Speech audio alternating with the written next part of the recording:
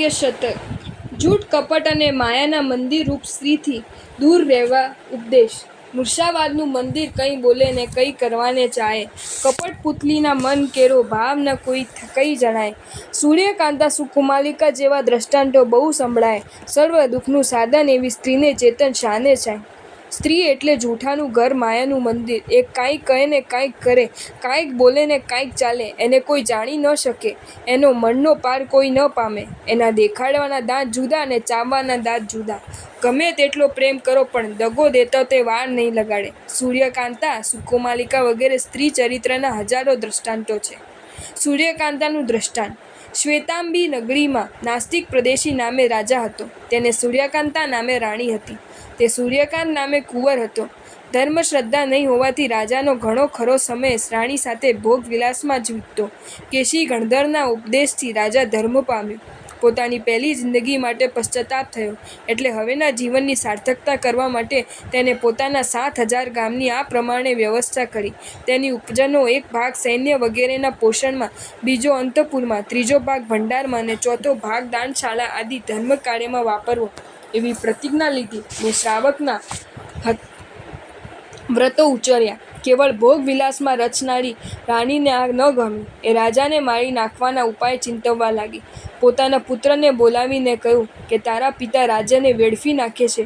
શ્રાવક થયા પછી તારી મારી કે રાજ્યની બિલકુલ દરકાર કરતા નથી.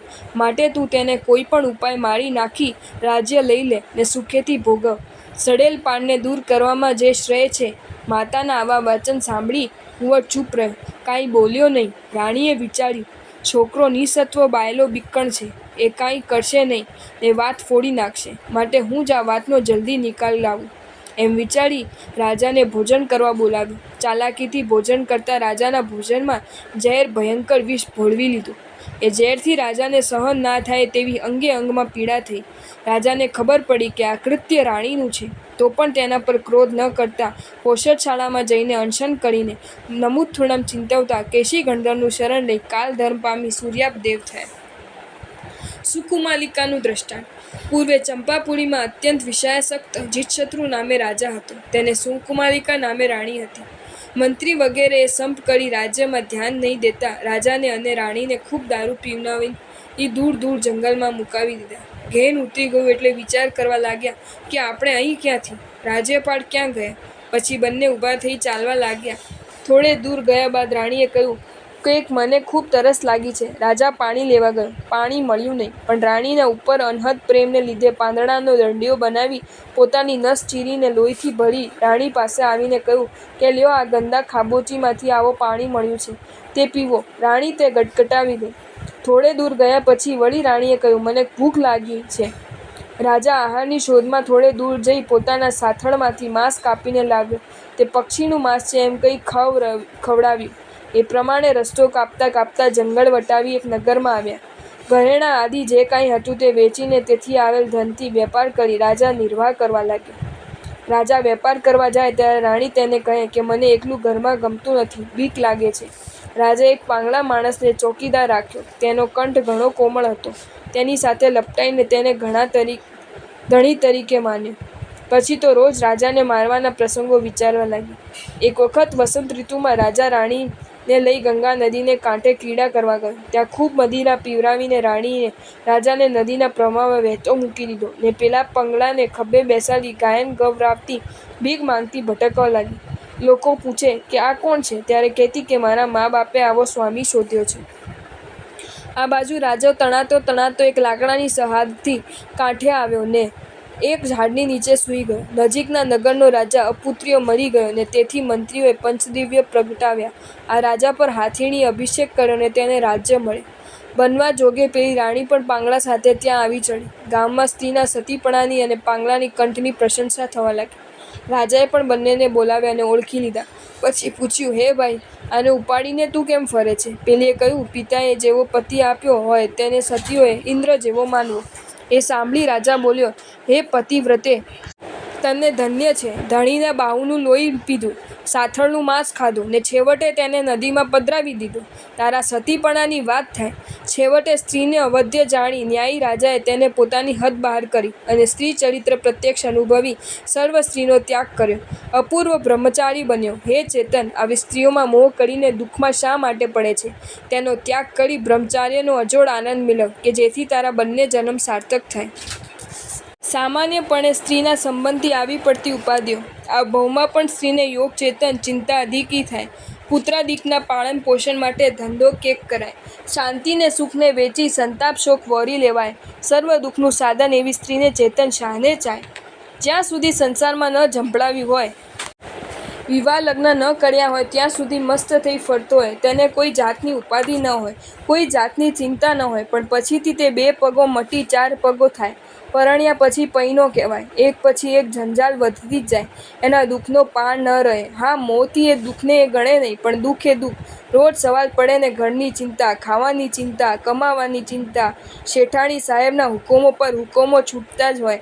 ઘરમાં ઘી ખૂટી ગયું છે, તેલ નથી, આ લાવવાનું છે, તે લાવવાનું છે વગેરે. બાળ બચ્ચા થાય પછી વાત જ ન પૂછો. એ તો વીતી હોય એ જ જાણે. ઘર ચલાવવા માટે, વ્યવહાર નિભાવવા માટે ન કરવાના ધંધા કરવા પડે. જેનું મોઢું જોવો ન ગમે એવાઓની ગુલામી કરવી પડે. હે ચેતન, ક્ષણિક સુખને માટે શા માટે આ ભવમાં જ મહાદુઃખ વહોરી લે છે? તારા આત્મિક સુખ શાંતિનું લીલામ શા માટે કરે છે? તારા સર્વે દુઃખનું મૂળ કારણ કોઈ હોય તો આ સ્ત્રી મોહ છે. અને છોડ એ ઉપાધિમાં ન પડ. ઇન્દ્રિયો પર વિષય પર વિજય મેળવ તો તારા સુખની આનંદની અવધિ નહીં રહે. સ્ત્રીનો મોહ છોડવા માટે શું કરવું તે સમજાવે છે. નેમિનાથજી રાજીમતી વરજીને ચાલ્યા શ્રી ગિરનાર. શાલીભદ્રજી 32 નાળી છંડી લેતા સંયમ ભાર. મિથિલાનું પ્રતિ એક જ સાથે 1008 તજાય. સર્વ દુઃખનું સાધન એવી સ્ત્રી ચેતન શાને ચાહાય. ચેતન, જો તારા હૃદયમાં બરાબર ઉતર્યું હોય, તને યથાર્થ સમજાયું હોય, તને ચોક્કસ જચી ગયું હોય કે મારા દુઃખનું કારણ સ્ત્રી છે, તો તેનો રાગ મોહ છોડી દે. છોડવું એ છોડવું, એમાં લાંબો વિચાર ન કર. વિચારમાં વખત ન ગુમાવ. યાદ કર રૂપના બા રાજીમતી જેવી સ્ત્રીને શ્રી નેમિનાથજીએ છોડી. સામું એ ન જોયું. છોડીને ગિરનાર જઈને દીક્ષા લીધી. એ પ્રભુને સામે રાખી તું પણ વીર્ય ફોરવ. સ્ત્રીનો ત્યાગ કર. મન મજબૂત કરીશ તો કઠિન નથી. શાલીભદ્રજીનું ચરિત્ર વિચાર. કેટલી સંપત્તિ, 32 સ્ત્રીઓ. આ મનુષ્ય ભવમાં પણ દેવતાઈ ભોગ ભોગવવાના. તારે છે એવું ઘેર? સારું ખાવાના સાસા છે. એ 32 સ્ત્રીઓને દેવતાઈ રિદ્ધિને છોડી શાલીભદ્રજીએ સંયમ સ્વીકાર્યો. તો તારે આ 2 હાંડલીને ઝૂંપડીનો મોહ છોડતા શો વિચાર? મિથિલા અને અવંતીના અધિપતિ નમી રાજા, જેને 1008 રાણીઓ હતી. કોઈ વાતની ખામી ન હતી, કોઈ વસ્તુઓ તૂટો ન હતો, પણ સર્વ અસાર મિથ્યા પતંગરા રંગ જેવું ક્ષણિક સમજાવ્યું. વૈરાગ્ય થયો. છોડી દેતા વાર ન લગાડી.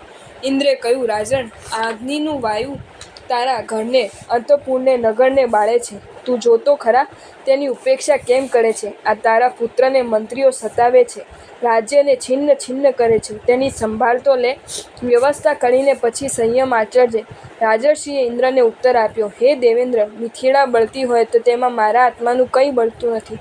પત્ની કે પુત્ર, માતા કે પિતા, ભાઈ કે ભાગીણી, કોઈ કોઈનું નથી. સર્વ સ્વાર્થનું છે. હું પણ મારા આત્માનો સ્વાર્થ સાધું છું. મને કંઈ સોચ કરવું જેવું નથી. નમી રાજર્ષિના વચનથી ઇન્દ્રને ઘણો સંતોષ થયો. તેમને વંદના કરી, પ્રશંસા કરીને તે ગયા. નમી પ્રવ્રજ્યા નામના ઉત્તરાધ્યાન સૂત્રના 21મા અધ્યાયમાં ગૂંથાયેલ નમી રાજર્ષિ અને દેવેન્દ્ર વચ્ચેનો સંવાદ મનનીય છે. આત્માને ઘણો જ હિતકારી છે. હે ચેતન, એવા મહાપુરુષોનું જીવન યાદ કરી સ્ત્રીના મોહમાં ફસાયા વગર મળેલ જન્મને સાર્થક કરવા તત્પર થા.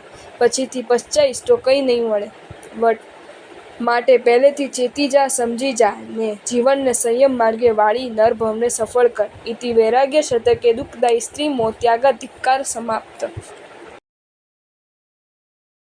જો તમને આ વિડીયો ગમ્યો હોય તો આ વિડીયોને લાઈક કરો અને મારી ચેનલ જૈન ફેક્ટ્સ એન્ડ સ્ટોરીઝને સબસ્ક્રાઈબ કરો. ધન્યવાદ.